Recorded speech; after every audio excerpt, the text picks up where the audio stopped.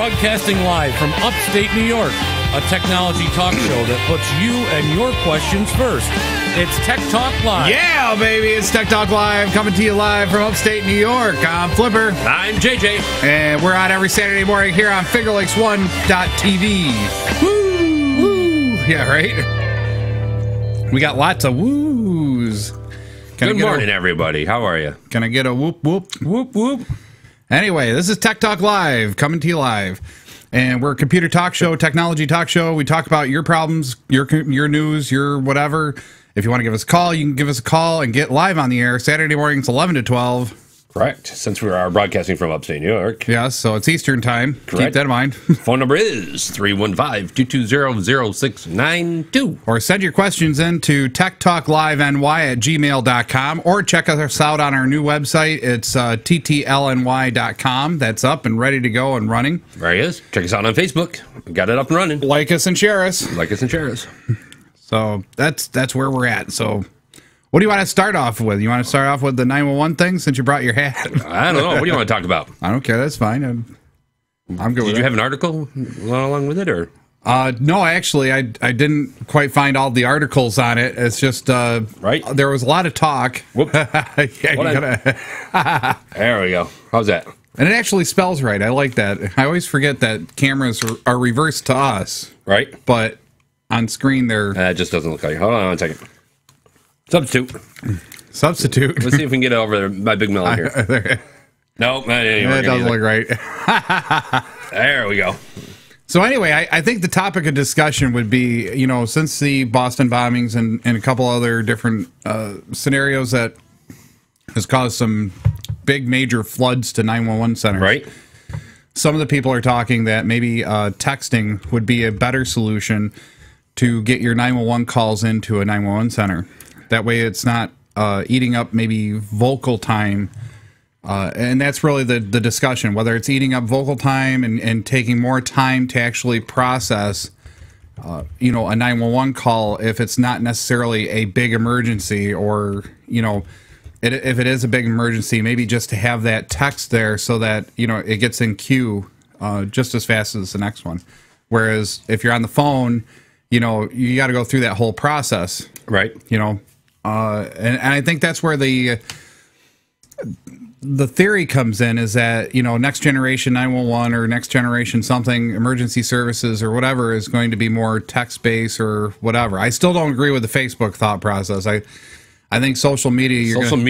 I think you're going to see twist. I really do. In the next couple of years, you're going to see a lot of people just get off of it. I mean, there's a lot of people that are just kind of like, okay, we're done with social media. We don't want to do anything with it. So the big question was, a lot of people in Boston were like, once the incident happens, trying to make phone calls on the cellular, guess what happened? You couldn't make it. You couldn't make the cellular phone call. But guess what was working? Texting. Texting and social media. Well, internet, yeah. Internet, social media, Facebook. Yeah, anything internet. So the question comes down to is if you were in a situation like that, if we put you back in the situation, and this is where technology would then play a key role, or a couple different types of key roles, what would that look like? What is second generation going to really look like? I mean, is it going to be like, okay, fine, I'm in trouble. Okay, I can't make the phone call, so I text in what? What do I text in?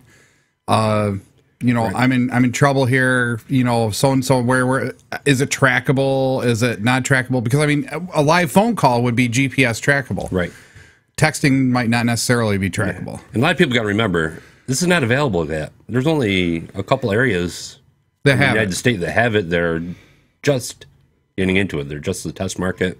Mm-hmm. I think the state of Vermont has got it all complete, I think, already. Because they only have like 5 PSAPs in the whole state. Oh, right. So, well, it's a pretty small state. Right. So, and I think there's other couple minor entities, like Ohio, Nevada, and like North Carolina. Right. Only have texting and 911. So, right now, the real good way to calling is only, calling on your phone. Right. Not texting. Right, but I guess I'm trying to put myself in the victim's shoes, okay? Or, whatever's going on. I'm trying to make a 911 call. I'm trying to get 911. I'm trying to get help. Right.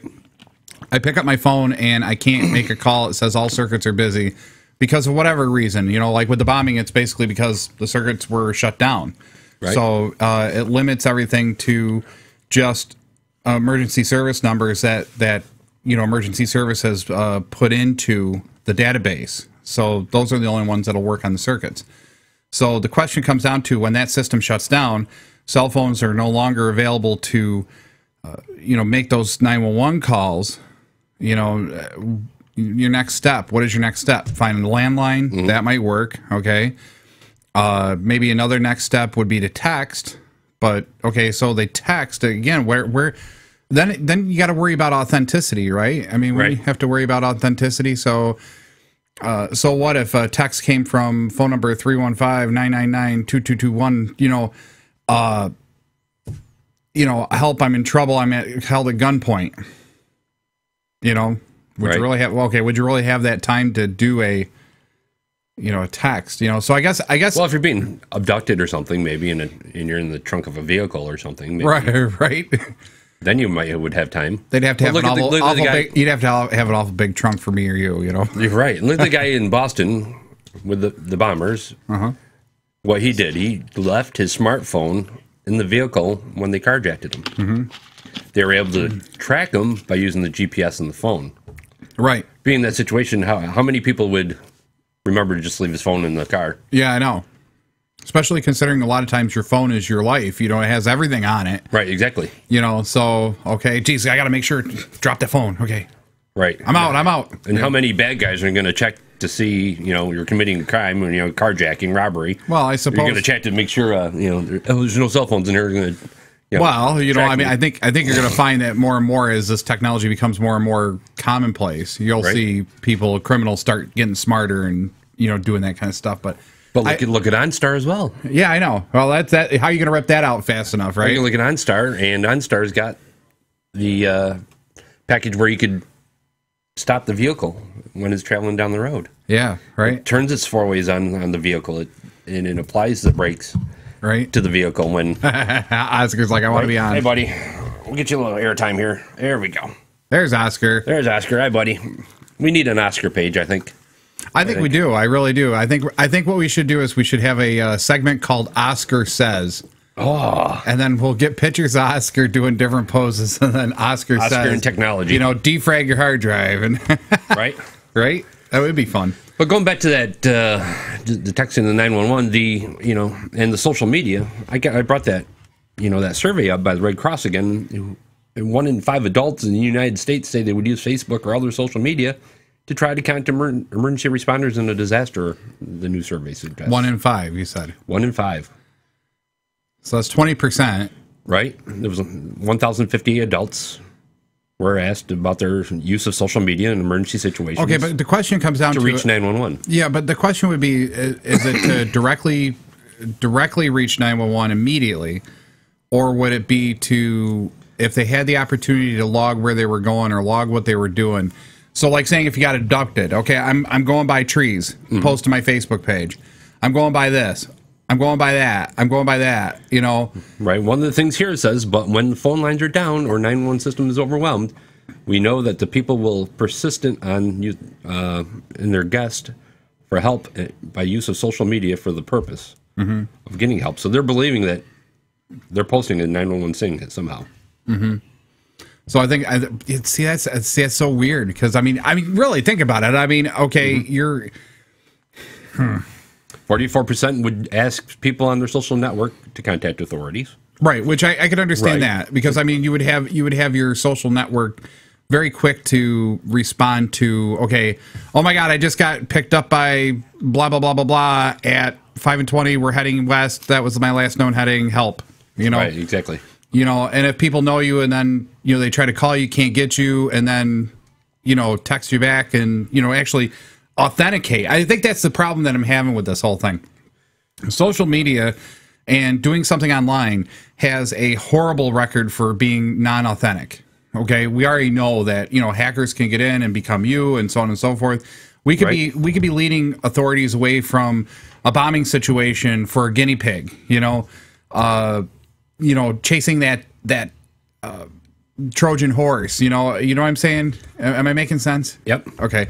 And I think that's the concern that I would have from a technology standpoint, which is kind of good. I mean, in the news this week, Google was just announcing their new dual authentication protocol. Mm-hmm. So I think that's kind of an interesting thought process that would go along with this. If you had that dual authentication protocol and it deters people from becoming you, right? Then I would say, okay, fine, second generation social media, 911, okay, fine, because you would then know that that person on the other end of that text is who they say they are. Hey, if you got any comments or you got any questions or if you want to talk about this topic, give us a call, 315-220-0692. Or reach us out at an email, techtalkliveNY@gmail.com. Yep, I'm monitoring the email. I'm not monitoring the chat, so sorry about that. I love another part of the survey. 35% of the people would post a request for help directly to the response agency's Facebook page as well. Right. Again, I think my problem isn't with the concept of it possibly being there, right, or possibly getting help in that direction.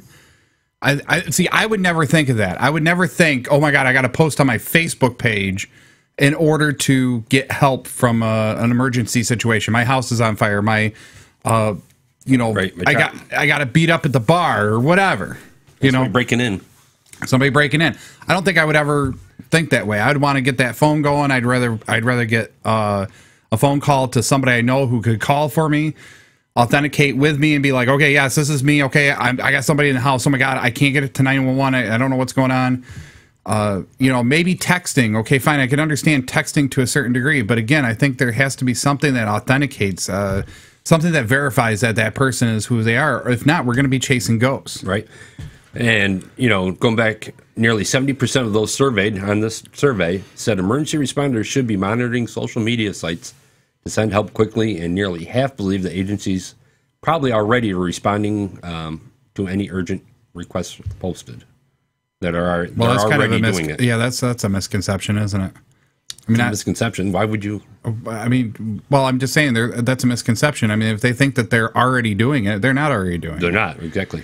Right. So that is a very bad misconception. That's why I'm wondering. That's why I'm wondering why those numbers are the way they are. Who did they actually grab? I mean, is it the 25% or 30% of the society that actually uses social media on such a high basis? It just said the American Red Cross Online survey asked 1,058 adults about their use of social media sites in emergency situations. Right. So, I mean, what would be the criteria for that? Would it be that they have to have a social media account?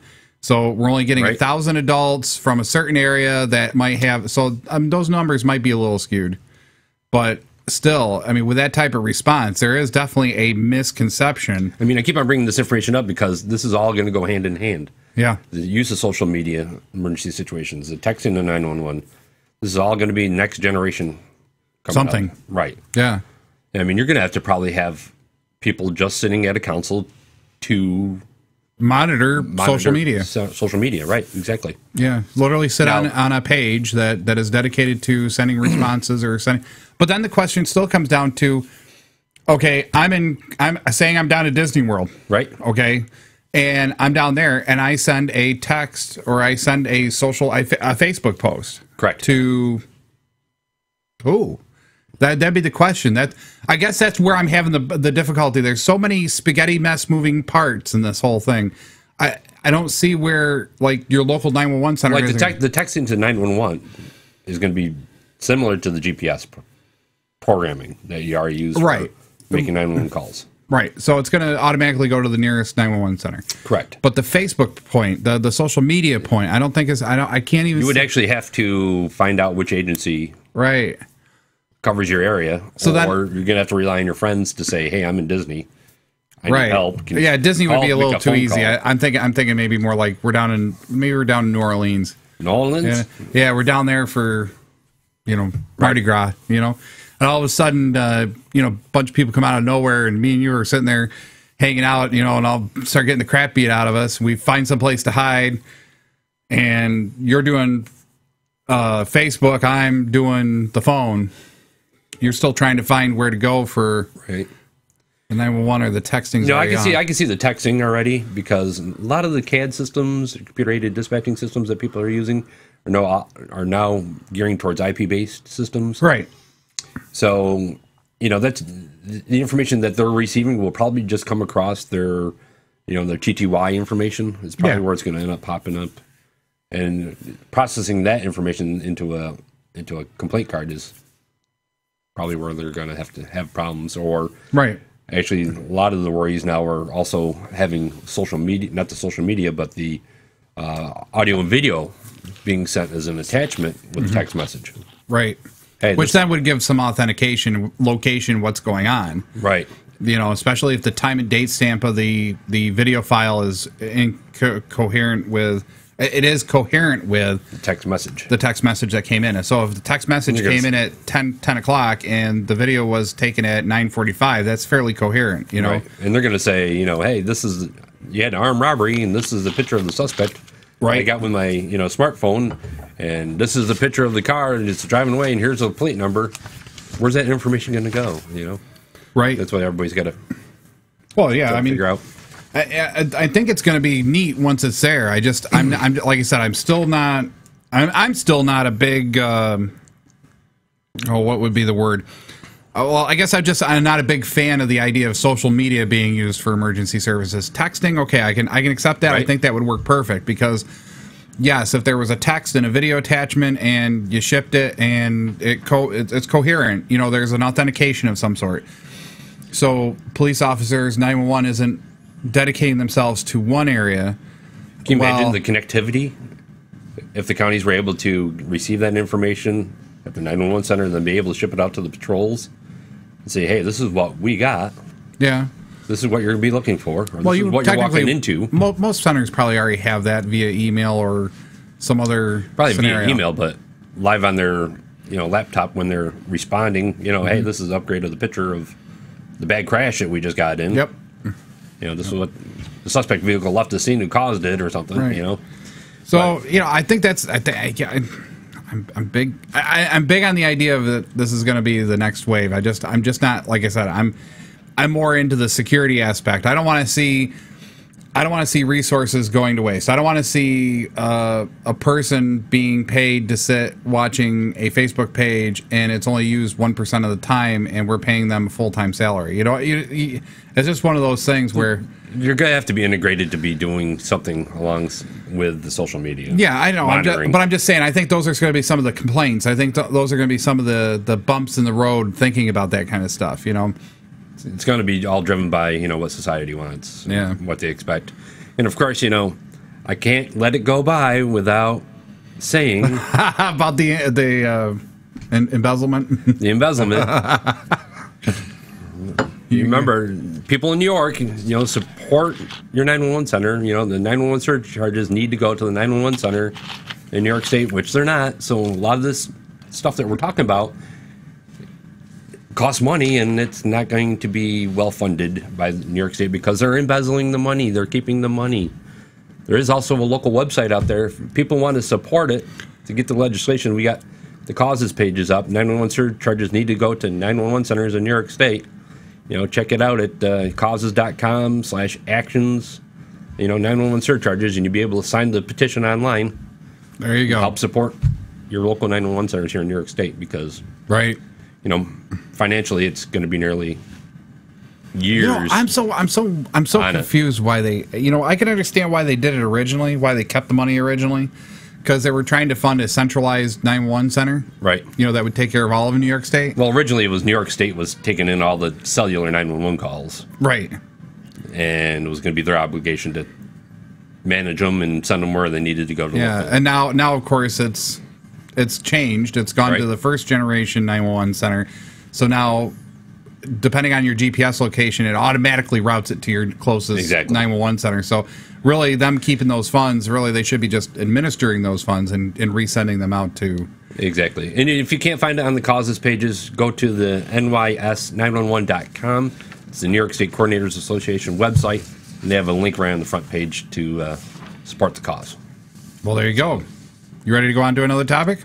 Are you? I don't know. I can keep talking about anything you want, my friend. We only got like 5 minutes until break already. Can you believe that? Well, that's good. This is a quick article. Okay, go for it. Speaking about causes, ESA calls for global effort to remove space junk. Basically, the threat posed by space junk, especially with the new idea of going to space and having commercialized flights to space, and now, of course, the Mars colonization program. So now you got to make it safer travel. We got to get out. We got to get away from the Earth. Okay, so we got to be able to get from point A to point B without getting hit by space junk. So ESA officials on Thursday presented. ESA. I just think of myself. What's going to happen when there's a floating diaper up there? That's just going to be weird. But right now it's mostly just mostly right now it's just satellites, broken down satellites, and different pieces that have broke off, rocks. We do have a little bit of a mineral deposit that floats around our Earth, and some of the images from this article was very, very impressive, and I couldn't really quite get them into the feed. So, no. But really, it's kind of ESA is basically putting out the objective to go out into space. And clean up clean up all the debris, clean up the used hardware out there. Pretty much working probably. And there's more than 23,000 items in orbit that are bigger than 10 centimeters, 4 inches across, and hundreds of thousands of items between 10 centimeters and 0.4 to 4 inches. So from very small to Can you imagine if you can come up with the technology, which I'm sure people are working on already, that something to company could launch something out into outer space, robotic. You're on Earth, you're using remote controls, and you're just going up and collecting debris and actually bringing it down like a space shuttle. Bringing down the cargo, recycling it, catching, making money. Well, the threat to let me try to read this right so I can give it. Basically. Sorry, I didn't mean to interrupt. No, that's okay. I'm just trying to give you one more tidbit here. The threat to Earth's satellites posed by space debris has numerous economical repercussions. According to the ESA, the agency estimated that replacing the 1,000 or so active satellites in orbit would cost more than $130 billion. So how much is it worth in billions to give to companies, several companies, maybe a Russian company, maybe a American company, that is willing to fly up there with magnetons. Probably be China because they're everything's made in China. Yeah, you never know, right? Right. But anyhow, I mean, go up there and be like garbage men for space, right? I mean, it's like the game StarCraft all over again. I mean, just the beginning movie to StarCraft 1 is basically that whole thought process. They're up there, salvaging junk, and all of a sudden the Protoss and the Zerg come out of nowhere, right? I think that's whammy. Yeah, whammy, really. But, I think that's going to be the thought process. I mean, what company's going to pick that up and what company's going to do it, and then who's going to reward them, and what is going to be the reward? Probably Virgin Mobile, he's going to outer space already, Yeah, well, I'm curious about that whole thought process. But anyway, we got to clean up our space. Not only we got to clean up our planet, now we got to clean up our space around the planet. If I'm going to take a ride out in outer space, I'm not going to want to be hit by flying debris someplace, Well, especially at however many feet per second, minute, hour, whatever. Yeah, that would be scary. Be on your way up, all of a sudden, you lose a wing or something, or by a 4 millimeter or 4 inch piece of space debris just on the way up. Just be like, oh look, the windshield crack. Guess we better turn around. Yeah, it's traveling at hundreds of thousands of miles an hour. I'm pretty sure none of the windshield repair guys are going to fly up there and fix it for you. No, probably not. I don't know. That would be weird. Right. But yeah, so the big initiative is to get private companies to develop propulsion and spacecraft to go up into low orbit and high orbit and go find these debris and literally suck them into. And you're going to have the people out there say, this is a waste of money. Why are you doing it for? Well, I suppose. We're never going to be out there. Well, I suppose the argument would be I'm going to try to play devil's advocate, of course. Maybe 100 years from now we'll be out there living in little pods or whatever, but. Well, I guess the thing is that it comes down to is a lot of people would argue or venture to argue that the government should do it or the private companies should do it. I think it's going to have to be a handshake. It's just like anything else in this, anything else that we've ever done you know, especially in the United States, has always been a handshake between business and government and its people to, you know, become workers for that company. Right. I just think it's got to be a good handshake to get everybody going. From a political standpoint, that's my political stance on that. Now, the technological stance is... Bring back technology here. Right. I will. I always do. Or at least I try to. Right. I think the technological piece is it's going to take... It's going to take people that are from all those different walks of life. You're going to have people that are government funded finding out about robotics and navigation systems. You're going to have private companies that are going to develop space shuttles and space scoops to collect this debris, you know. You're going to have, you know, just normal everyday citizens that are going to be like, oh, I love rocketry. I'm going to build a rocket, you know. Right. And I think you're going to have that. You're going to find that crowd sourcing, I think would be the word I want to use. Buzzword, crowdsourcing. Maybe you could use social media and... Well, there probably already are. Actually, crowdsource.com is a way that you can sign up for different projects to help with different projects, and then companies get involved, and then people get involved, and then the government might throw a few bucks towards it, depending on if there's grant money available and stuff. Right. I think that's where we're going to have... And that's the big thing. I think there's ways to make money out there. Right. Well, I suppose there's a way to make money, but I mean... Sorry. Could you imagine if you collected, you know... where did I put it? Way over here. I forget. If you collected, you know, 23,000 items in orbit, you know, 23,000 satellites, you know, in pieces and parts. You collect it, bring it back, melt it down, reuse it. It's recycling. Hallelujah. There's got to be like gold and stuff made into some of the parts. Oh, I'm sure some of the circuitry is. Yeah, exactly. Ka-ching. Gold prices nowadays, you know? Come on. All right, give me a baseball cap and a big cigar and we'll go do it. Right, we're out of here. You pilot. I'll run the scoop. All right, sounds good. So anyway, you've been listening to Tech Talk Live. I'm Flipper. I'm JJ. And we're on every Saturday morning, 11 to 12. We'll be right back after these brief messages. If you want to give us a call, make sure to give us a call. 315-220-0692. And we'll be right back.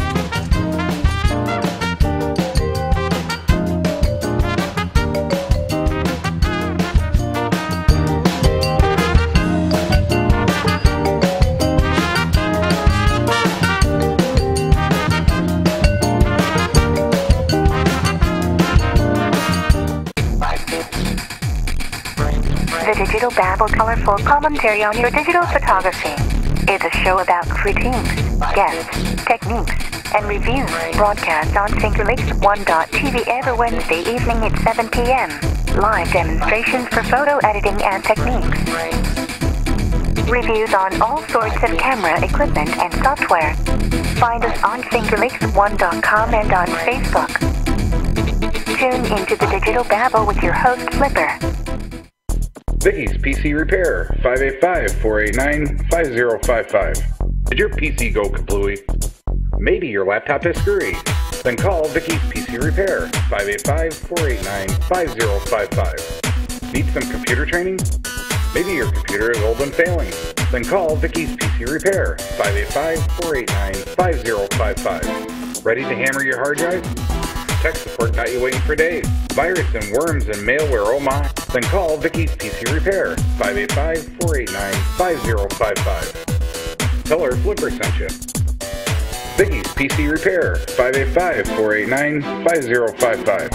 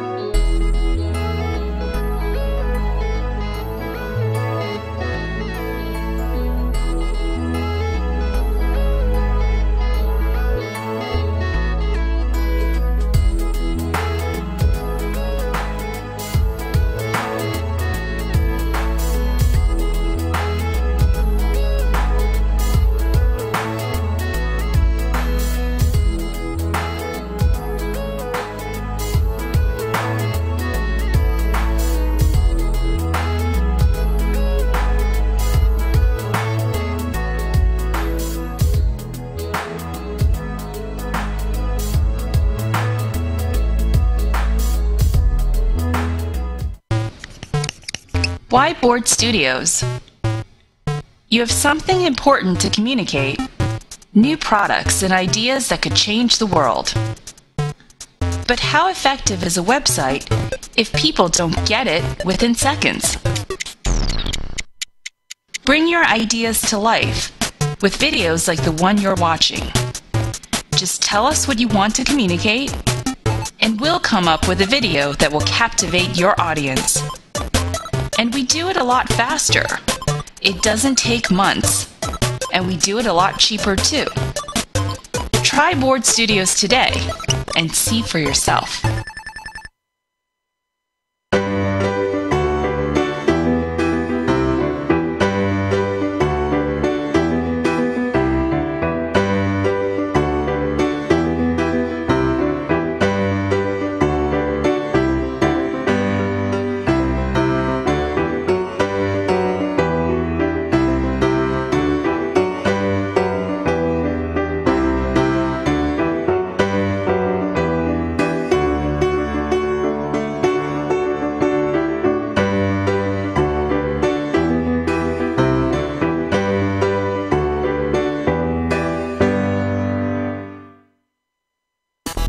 It's Tech Talk Live's product reviews. Are you looking for a great wireless optical mouse for your laptop, desktop, or gaming system? The Logitech M305 fits the bill. Go check it out at tiny.cc/TTLM001. The Acer Aspire V3771 is a great laptop. It comes with an Intel i3 processor, 6GB of RAM, 750GB hard drive, 17-inch screen, and Windows 8. Comes in at a great price point. Go check it out at tiny.cc/TTLA001. This has been a Tech Talk Live product review.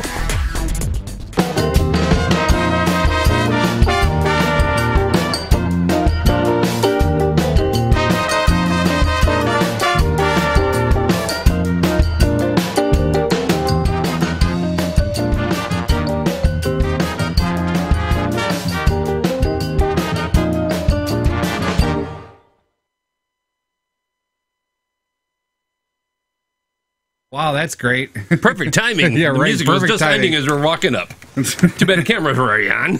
That's all right. We won't make that mistake again. Gotta love technology. Yeah, I know. I didn't time it right. Anyway, you're listening to Tech Talk Live. I'm Flipper. I'm JJ. And we're on every Saturday morning, 11 to 12, here on FingerLakes1.tv and FingerLakes1.com. Cheers. Cheers. We should have had Oscar here at the mic. Absolutely. That would have been good. Well, that has got to be the first time I haven't timed that break right. Right, exactly. It wasn't too bad. The music was ending down, so. Yeah, so we were okay. Right, so how long is that? Like 10 seconds. 10 seconds? Yeah. Yeah, we're good. We're good.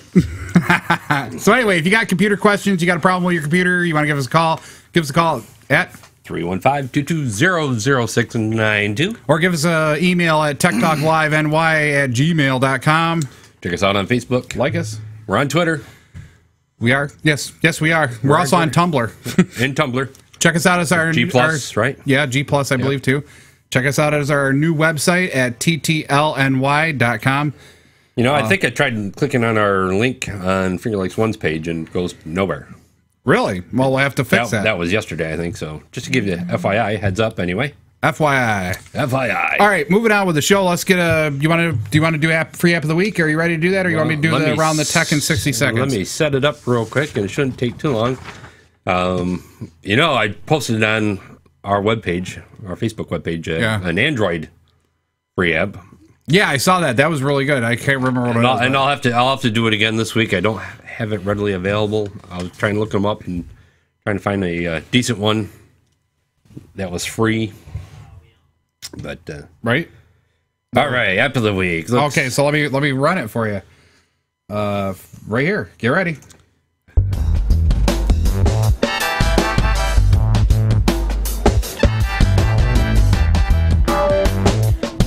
Now it's time for JJ's free app of the week. Yeah, right. The free app of the week brought to you today by the folks at the Apple Store.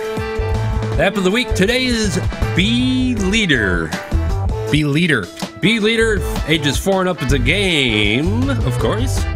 And it's a game about flying around the world, hovering over flowers to collect your nectar.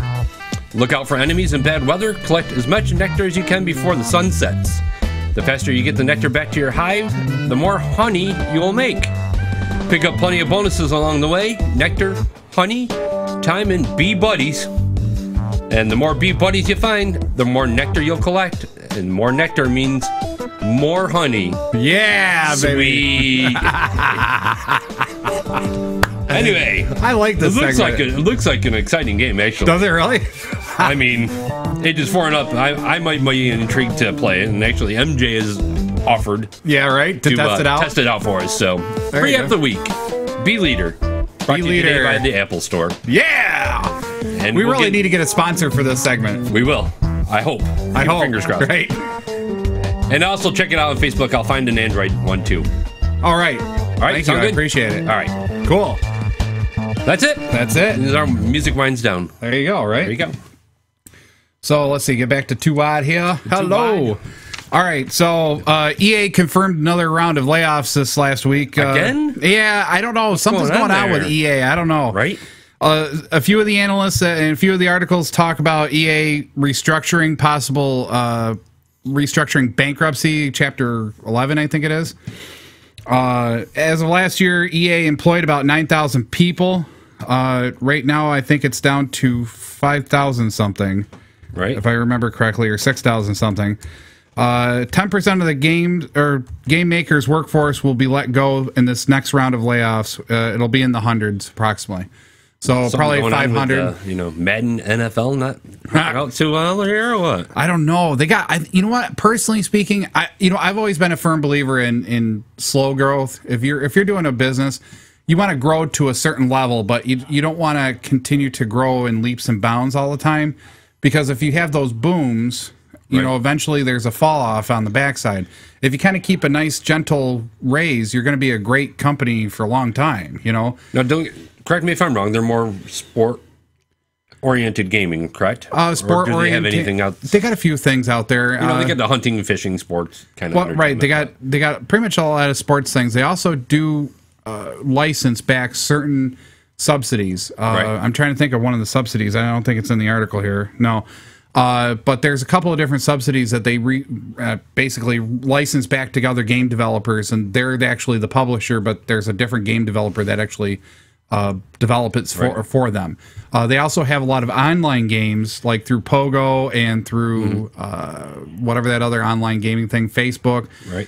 Like NFL Passer is one of them. I'm surprised because they have the NFL, they have the Madden football, they have NASCAR, they have a lot of people. They're doing a lot. A lot of people are talking about a major decline in sports watching.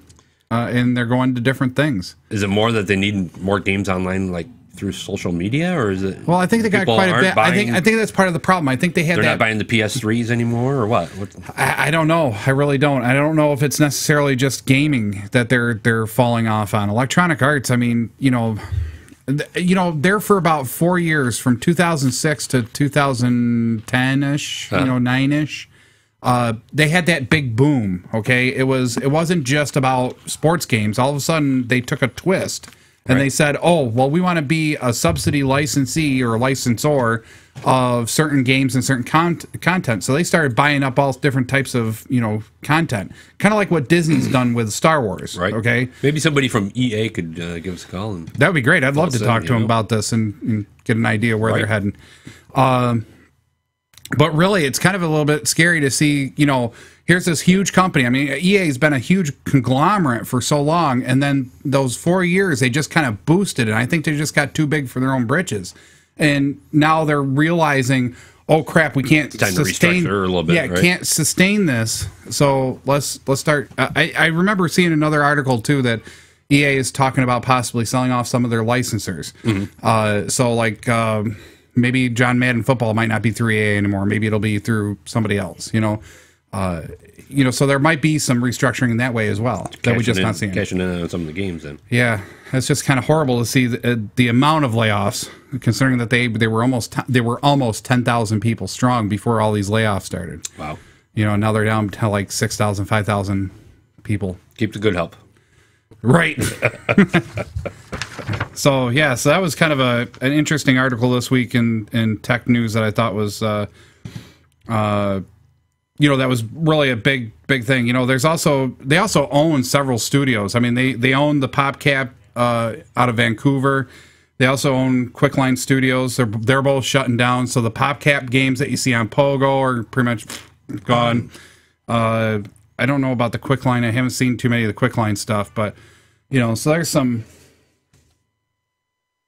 news, I guess, for EA for the gaming industry anyway. Yeah, that kind of scares me because they did publish some really good games. Yeah, exactly. We always talk about I know we have a difference of opinion. I might be part of the problem. I'm not. I used to be the kind of gamer, the sports gamer, the Madden, NFL, the NASCAR, but now I've kind of gotten away from that and more on my iPad or smartphone. Right. Well, I think playing games there. Remember, we were talking about the shift of what the PC was and now will be, and everybody's like, the PC is going to be gone. Tablets are nothing more than a small PC. Exactly. So I'm not gonna say that they're ever going to go away. I guess the question comes down to is how they're going to work. And I personally don't like the way this whole, even with Windows 8, you have to go to an app store to buy an app that's compatible with your device. And then, you have to get these applications that are specific. And they're not always as good as they should be. Like Photoshop for a tablet is nowhere close to the power that I can do with a computer. Right. Video editing software that I can get on a tablet versus on a full... Maybe that's something we could do on the Digital Babble there. Oh, there you go, right? The iPad. Well, I was going to do that... version versus the... I was going to do that comparison sometime. I was going to ask you if you wanted to go out sometime, so... Maybe I could find a way to hook it up. We can run video right to your screen. There you go. Oh, idea. Could be interesting. Ideas. Could be interesting. The next big idea. Speaking of the next big idea. Now time for Round the Tech in 60 seconds. Anyway, we're going to get right here and do Round the Tech in 60 seconds. I got 60 seconds to read a bunch of headlines. You ready? Set. Go. Microsoft wins latest rounds of Motorola patent fight. Royalty payments set by the Seattle judge are far less than the billions Motorola wanted. Living Social hacked. 50 million accounts affected. Daily Deal site Living Social on Friday afternoon disclosed that it has suffered a major cyber attack in its computer systems that resulted in unauthorized access to customer data. Oh, that's not good. Now, Senate will not consider the CISPA, right. Citing privacy problems. Talked about it last week. Yep, they're not going to consider it. So that's good, I guess. White House joins Tumblr. The White House now has a Tumblr account. President Obama's presidency and a closer look into what goes on at the White House. Survey Apple to eclipse Android by 2016.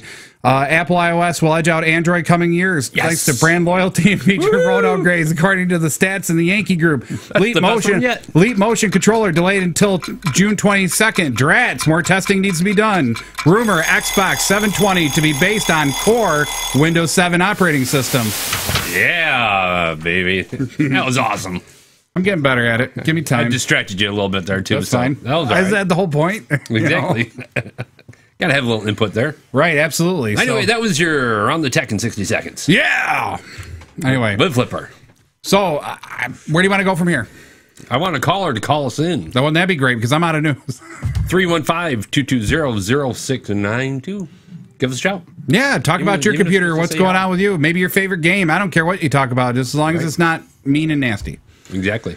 So, let's see. I know PC Mag published a bunch of 10 essential Windows apps for novices. Things that people should probably have for their Windows computer. Of course, is the basis of the operating system, then an Office product, an email product. Is this leading into the Xbox 720 rumored to use a Windows 8 core thing? We can if you want. I don't care. That's fine. Is that what it? No, go ahead. I wasn't segueing to anything. I just had another article. Go ahead. No, go ahead. No, just finish up. So anyway, a lot of people have asked, and many times, at least to me, what type of apps they need to have for their computer to get the most out of their computer. Okay, and a lot of times people are underutilizing their computers. Right. So what do you want to do with the computers? First off, you gotta clearly identify what you're going to do it for. I'm going to do Facebook. I want to talk to my friends. I want to do video editing. I want to do photo editing. some of the basic stuff, which is really kind of neat, like video playing. Okay, one of the best players out there right now, if you don't want to use the Windows player and download the DVD portion of that so you can play DVDs, is to get VLC Media Player. Very lightweight player, also does conversions, so you can actually extract audio or convert it from one video format to another, so you can put it on your iPhone or put it on your Android device. What kind of expense are you looking at? Free.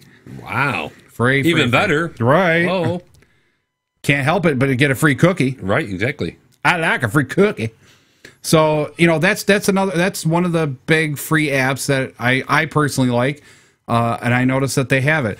Also, if you want to get a paid app, and you want to do like Power DVD, the full version of Power DVD is $100 to turn your computer into a DVD player. So right. I'm not so thrilled about that. If it was like $20, I'd be like, yeah, that'd be great, but whatever. But the one nice thing about the Power DVD and as well as the upgrade to Power DVD is if you get a Blu-ray player, right. It already has the code built in to do Blu-ray playing. Nice. So, what else we got here? Video chatting. Of course, you got Skype, you got Google Voice, you've right. got so many different things. So really what it comes down to is what are your friends actually going to be on? Are they going to be on Skype? Then you probably want to download Skype and have an account. If they're all on Google, do Google, I mean, it's just going to be like, well, what do you want to do? Who do you want to talk to? Well, I can talk to them on Facebook. Right. Absolutely. Download the app for Facebook. They actually have a full instant messaging chat program that you just can get just for your PC. Now, getting back to the Facebook and the social media thing here, I just came across an article that Budweiser Buddy Cup connects new bar friends to Facebook. Nice. New bar friends. New bar friends. It's a universal ritual to clink drinking glasses together and make friends, right? Yep. But believe it or not, toasting is about to undergo a high-tech upgrade. According to the article. The virtual tanking of the beer guy. Yeah, okay. Yeah, the article says Budweiser Brazil is testing a new concept called the Buddy Cup. It's a beer glass integrated with Facebook. Thanks to a microchip embedded in the bottom of the glass, two people can instantly become Facebook friends when the cups touch. Okay, I've heard it all. I don't know. To get started, the drinkers have to connect their cups to Facebook profiles, of course, first by snapping a picture of the chip via smartphone app. Check it out on YouTube video and see how it works. Get out of town! I can't get over that. Facebook's taking over. It's kind of a neat concept, really. It is neat. Yeah, definitely, it is neat. It's just, I don't know. This whole, it's so goes weird. Back to our conversation with Jensen and Cropley last week with the video tables and stuff. Oh, yeah. You can have the bar cups and... You know what we need to do? To Facebook and I figured out what we need to do. What? Okay, I found plans to make a video game table. Awesome. Okay, with whatever. You can have a soda spout or a beer spout off of it. And you sit down and you got two controllers, and then the big screen TV is bedded right inside the table. Nice. So I was like, "Oh, that looks good." And it's a plan, and you can go look up the plan. I think it's in Popular Mechanics this last month. So go out and check that out. I think it's right on their website too, popularmechanics.com. Nice. That would be cool. That would be, wouldn't it? I think we should do it and then take pictures of us doing it. Oh yeah. Wouldn't that be fun? I don't know. Anyway, big announcement for next week. Next week is May the 4th, right? May the 4th be with you. Right. So it's our big Star Wars show. Sure. Hey, we got a big show for you. Right. Got some special guests coming in. Yep. We got Big Peter and David. I don't know what he goes by, but Peter and David are going to come in and sit at the chairs, and we're going to do a big Star Wars thing about around May the 4th, which is International Star Wars Day. We're going to talk tech about Star Wars, things that we wish that Star Wars technology would come into our real lives. Right. We also have a very special guest. We're going to be interviewing the author, Tim Levin, from England. Hopefully, we're going to get the Skype connection figured out, and he can come on video. If not, we'll at least get his audio on. And we're going to interview him live on the show next week. So it's going to be awesome. Be here, be square at 11 o'clock Saturday morning. Eastern Time, FingerLakes1.tv. What time is it going to be for the author over in England? Like 12 hours ahead of us, right? 4 in the afternoon, I think. I think it's 4 or 5 in the afternoon. I know, I'm not sure. Is it 4 or 5 in the afternoon, or are they like 12 hours ahead of us or something? Yeah, they're 12 hours ahead of us, so it would be 4 or 5 in the afternoon versus. Yeah, but we're at 11 o'clock. If they're 12 hours ahead of us, it'd be like 11 o'clock at night, right? Well, yeah, but I don't think they're full 12. I think they're only like 6 or 8. You should look it up. Okay, you look it up. I'm not going to look it up. But that's going to be a really big show. I really hope a lot of people will join us and so on and so forth. And I'm kicking JJ off. I'm sorry, JJ. That's all right. So, but it'll be a anniversary weekend, so it's good. Oh, good. It's good. So it falls on a good weekend. Yes, me and Mimi can do it up. A little quality time together. There you go. Saturday. There you go. It's not too often we get a Saturday off, you know. Right. Together. Going to day shifts, by the way, in like the summer. Oh, are you? So I wonder if maybe we should rearrange the show for the summer. Maybe we could do that. Maybe do it in the evening instead. Maybe a weeknight or something. Maybe just a test run for like 6 weeks or so. Yeah, just see how it goes, and then that could be. See if we get more viewers. Oh my God, that would be awesome, wouldn't it? More callers. Right. Absolutely. More people home in front of the computer saying, no, what do I do now? Oh, no, the show's on. We can call them. Right. Yeah. So anyway, that's coming up next week is May the 4th. Be with you. We'll talk more with everybody and figure out if we're going to change the schedule or not. But maybe just during the summer months, we change it for the summer months. That's, season specific. Right. That'd be cool. Be interesting. Very good. So, what other topics you got? Was there anything else that we posted that? I'm out. I'm tapped. You're tapped to post it. Let's see here. Space junk cleanup, JJ's free app we did, the Xbox 720 rumored to use Windows 8 Core, around the tech, how texting 911 calls may be the future. I think we did everything. We actually whipped through it pretty good. Wow. That's not too often we get through the whole list. I think this is the first time in like the year and a half that we've been doing this that we've actually ever gotten through the entire content. Nice. So. Was there anything that in particular you have on your wish list for the show for next week? Wish list? Yeah. Well, of course. I want a lightsaber. Well, yeah, that's the ultimate. Right. Actually, what I'm really looking forward to would be some type of technology around medicine where they could scan you instead of being intrusive and having to give you, take your blood and actually poke your body and do all that stuff. I, kind of looking forward to the whole Star Wars, Star Trek kind of just scanning the person and going, okay, yep, here. I was always thinking how they replaced his arm, made it look like a real hand, robotics, and they have, how they have it open up. And I'm like, why? They can do it for a movie. Why can't they do it for real? Right. I mean, that would be cool. Yeah, that's pretty. It's pretty close to being happening. I mean, I just saw an article the other day on Maker.com. Maker.com is a great magazine about making stuff like robotics and just different things. And I tend to like to read them because they're fun just to see the upbeat part of it. And one of the things that they just posted was an article about how Japanese robots are actually now able to touch and feel and get more sensitive on how hard they can close their hand and open their hand. So that's pretty interesting. Well, they're the first ones that came up with, able to walk up and down the stairs without any problems. Yep, dance. They can do the Gangnam Style. Oh my God. Robots doing Gangnam Style, man. Let me tell you. I got to see that one. Okay, I'll have to show it to you before you leave. That is funny. So, but anyway, we're Tech Talk Live. We're on every Saturday morning, 11 and 12. We got about 2 minutes left. Unless you want to head out now, I don't care. It's up to you. It's up to you. Short. It's up to you. I don't care. We can talk about whatever you want. What else is left? I mean, what else do you want from Star Wars? Anything good? I want the travel technology. I want to be able to go to light speed and. Yeah, that would be awesome. I'm dying. Yeah, I'm dying for. Once they get it perfected where it's safe, I hope if I'm still alive when they do that. Give me a couple nuclear reactors attached to it as an engine, and let's go. Right, we're out of here. Right. I'm not sure if it's going to be light speed or not, but hey. Right. I've always wanted to have a Wookiee as a friend too. I don't know what happened with that. Oh my God! Get some Angry Birds and we're good to go. Star Wars Angry Birds. I'm telling you. I cannot believe that they actually went off that one. I watched Ravio's video on Angry Birds Star Wars, and it's a fun game. I play it all the time, but it's just so weird to see the themed birds, so like Luke Skywalker, Han Solo. They did such a good job with it, really. Princess, the Wookiee, and then I'm not sure if that's Obi-Wan or just a Jedi. Obi-Wan Kenobi. The Blackbird there's. Oh, yeah. He's the Jedi Master. I'm assuming it's Obi-Wan. Right. Oh, jeez. No. Ask Matthew, you would know. Right.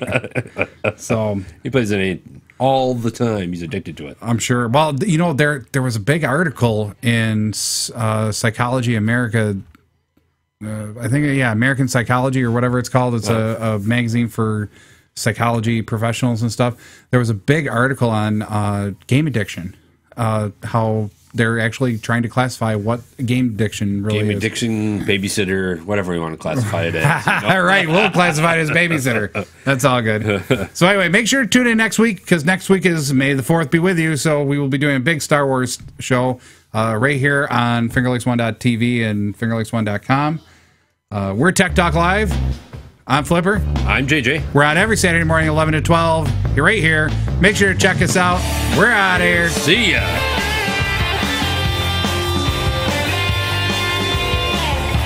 You've been listening to your technology talk show.